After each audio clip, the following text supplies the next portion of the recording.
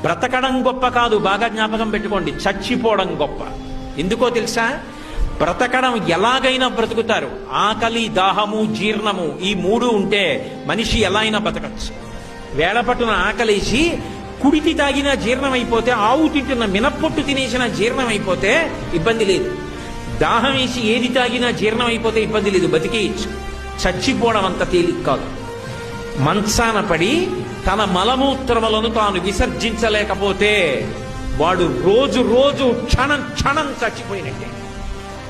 ఆ మలమూత్రములు తన శరీరంలోంచి బయటికి వస్తే పురుగులు పుట్టి శరీరాన్ని కొరికేస్తుంటే సొంత భార్య కూడా కంపులోకి రాలేక, పనివాళ్లు కూడా చెయ్యక, గది తలుపులు వేసేసి కుక్కకి పెట్టినట్టు గిన్నెలో తీసుకొచ్చి అన్నం పెడితే తాను చేసిన పాపాలు జ్ఞాపకానికి వచ్చి కుమిలిపోతే రక్షించేవాడు ఉండడు.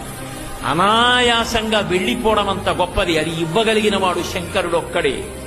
అందుకే బ్రతికినంత కాలం ధర్మాన్ని పట్టుకుని బ్రతికిన వాడు ఎవరి దగ్గర చెయ్యి చాపకుండా బ్రతికి, ఎవరితో చేయించుకోకుండా పరమ సంతోషంగా భగవన్నామని చెప్పుకుంటూ వెళ్ళిపోతాడు. అంతకన్నా ఏం కావాలి మనిషికి?